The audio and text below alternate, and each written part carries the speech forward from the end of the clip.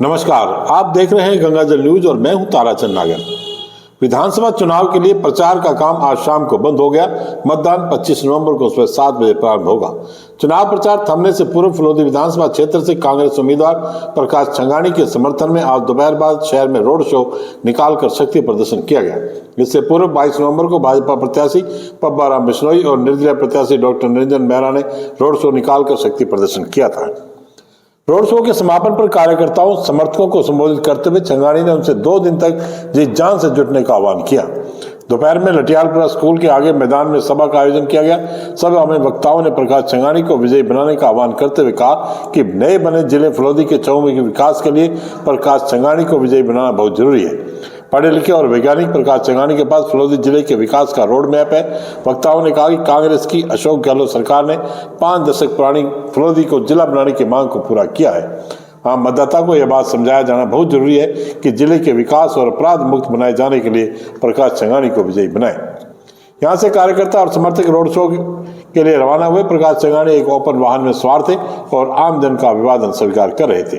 Road show लटियालपुरा school के आगे से कल्लों की बगीची, लटियाल मंदिर, भैया नदी, जवाहर प्याऊ, जयनारायण व्यास सर्किल, कचहरी रोड होते हुए रेलवे स्टेशन के सामने कांग्रेस चुनाव कार्यालय पहुंचकर विसर्जित हुआ। रोड शो में काफी संख्या में महिलाएं भी शामिल थी। हाथों में तिरंगा थामे पैदल चल रहे कार्यकर्ता दुकानदारों से छंगानी को वोट देने की भी अपील कर रहे थे। आगे आगे डीजे, 2 पहिया वाहन, टेम्पो, 4 पहिया वाहन भी काफी संख्या में शामिल थे। एडवोकेट श्री गोपाल व्यास ने आभार जताया। बाप थाना क्षेत्र के भाखरिया गांव की सरहद के पास मुसलमानों की ढाणी में आज सुबह जमीन में पट्टियां रोपने के दौरान 2 पक्षों में उपजे विवाद ने एक 45 वर्षीय व्यक्ति की जान ले ली। एक पक्ष के लोगों ने दूसरे पक्ष के लोगों पर जानलेवा हमला कर दिया। हमले व मारपीट में महबूब पुत्र शेखू खान निवासी जानूपुरा की मौत हो गई। जिला अस्पताल फलोदी पहुंचने पर डॉक्टरों ने उसे मृत घोषित कर दिया। घटना आज सुबह करीब 9:30 बजे की है। सूचना मिलने पर डीवाईएसपी रामकृष्ण सिंह मलिंडा, बाप थाने के मुख्य आरक्षी राजेंद्र सिंह में जाब्ता मौके पर पहुंचे। डीवाईएसपी रामकृष्ण सिंह ने बताया कि खैरदीन पुत्र सदीक खान निवासी जानूपुरा शेख असर ने मुकदमा दर्ज करवाया है।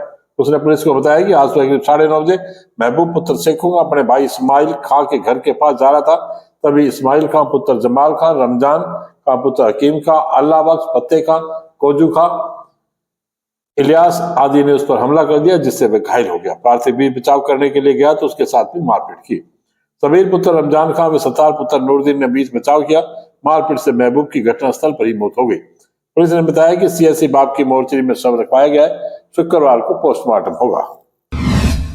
जिले में 25 नवंबर को होने जा रहे विधानसभा आम चुनाव के दृष्टिगत जिला फलोदी में दंड प्रक्रिया संहिता 1973 की धारा 144 के तहत अंतिम 48 घंटे के संबंध में प्रतिबंधात्मक आदेश जारी किए गए हैं।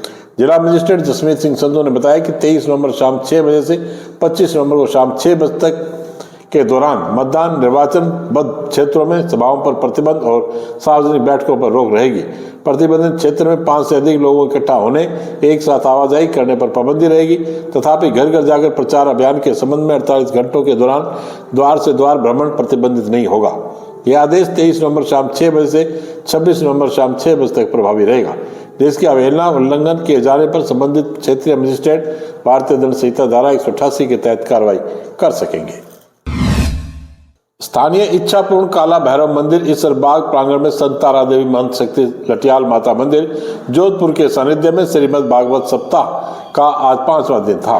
संत तारा देवी ने कथा वाचन करते हुए नंदोत्सव, पूतना, शक्तासुर, बकासुर आदि दुष्टों के संहार की कथा पर विवेचना करते हुए कहा कि दीनहीन विप्र गौ माता पिता की सेवा करने से विश्व कल्याण की कामना की पूर्ति होती है। संस्था के अध्यक्ष सुरेश बोहरा, प्रवक्ता अशोक थानवी, समाजसेवी घनश्याम, पुजारी मुकेश बोहरा, राजू माली, जगदीश बोहरा, बाबूलाल खत्री आदि गणमान्य नागरिक उपस्थित रहे। कथा के दौरान विभिन्न प्रकार की झांकियां निकाली गई। आचार्य सुरेश बोहरा के आचार्यत्व में लक्ष्मी नारायण महायज्ञ यजमान इंदु कुमार इंदु देवी ने विधि विधान से गणेश, छत्रपाल, कुलदेवी आदि देवों की पूजा अर्चना कर यज्ञ आरंभ किया। आचार्य गोपाल, पंडित नखतमल, पंडित दीपक आदि ब्राह्मणों द्वारा विश्व कल्याण के लिए यज्ञ में आहुतियां दी गई। भारतीय जनता पार्टी जोधपुर देहात उत्तर जिले के जिलाध्यक्ष मनोहर लाल पालीवाल ने आज प्रेस कॉन्फ्रेंस को संबोधित करते हुए कहा कि कांग्रेस डूबता हुआ जहाज है और राजस्थान कांग्रेस मुक्त प्रदेश की ओर बढ़ रहा है। आने वाले समय में प्रदेश कांग्रेस मुक्त हो जाएगा। कांग्रेस पर आरोप लगाते हुए उन्होंने कहा कि कांग्रेस की अब नई नीति बची है, नई नीयत बची है, बल्कि भ्रष्टाचार और भाई भतीजावाद दिखाई देता है। पालीवाल ने कहा कि कांग्रेस के पर्यायवाची भ्रष्टाचार, अपराध, कुशासन और कमीशन है। कांग्रेस का घोषणा पत्र झूठ का पुलिंदा है, जिसे 5 साल बाद रीलॉन्च किया हुआ प्रोपेगेंडा है। केवल पहले से चल रही केंद्र की योजनाओं पर स्वयं का मुखौटा लगाकर राजस्थान की जनता को गुमराह करने का काम कांग्रेस सरकार ने किया है। प्रेस कॉन्फ्रेंस में रतन मेघवाल, ओम बोरा, रमेश थानवी, सुनील कुमार बुरड़, मोती पुरोहित, रमेश पालीवाल, शिव कुमार व्यास, सुरेश सामरिया, हितेश थानवी, बिशन सिंह भाटी, महेश बादू सहित अनेक कार्यकर्ता उपस्थित रहे। आइए आपको सुनाते हैं मनोहर पालीवाल ने क्या कहा। विधानसभा चुनाव के अंतर्गत भारतीय जनता पार्टी कांग्रेस के जो कुशासन के विरोध में उसी को मुद्दा लेके आगे बढ़ रही है और हमारे विकास का जो केंद्र सरकार की आदरणीय मोदी जी के नेतृत्व में 2013 के बाद में जिस तरीके से विकास हुआ भारत, और इस 18 से 23 में 5 साल में कांग्रेस के द्वारा जिस तरीके से विकास को रोका गया, बहुत बड़ी विडंबना। ये देखिए, एक तरफ तो वो ये कर रहे हैं कि अभी महंगाई के लिए राहत कैंप का नाटक कर रहे हैं, और दूसरी तरफ आपने देखा होगा कि सबसे ज़्यादा पेट्रोल डीजल के भाव है यहाँ ज़्यादा है। उसके बाद में अभी जो आप ये गारंटी का नया फंडा वो कह के हम 7 गारंटी दे रहे हैं। सर 7 गारंटी दे रहे हैं तो 7 गारंटी आप एक गरीब आदमी के हिसाब से दे रहे थे, तो 5 साल आपके शासन में है, आप गारंटियाँ वो कहाँ गई थी? किस तरीके से आप काम कर रहे थे? किसी से छिपा हुआ नहीं। कानून व्यवस्था किस तरीके से थी? किसी से छुपी हुई है नहीं। और महिला के साथ अत्याचार, दलितों के साथ अत्याचार और किसानों के साथ में जिस तरीके से वादा खिलाफी हुई, युवाओं के साथ में जो कुठारघात हुआ, 19 बार अगर पेपर लीक हो रहा है, पहली बार अगर आप देखें कि आरपीएससी का कोई सदस्य जो संवैधानिक पोस्ट पे होते हुए पहली बार है वो पद से हटाया जाएगा और वो है एफआईआर में नामित। तो इससे ज़्यादा कोई संवैधानिक संस्थाओं को डिटोरेट नहीं कर सकते। फिर वित्तीय प्रबंधन में जो स्थिति है वो आपसे कोई छिपी हुई है नहीं।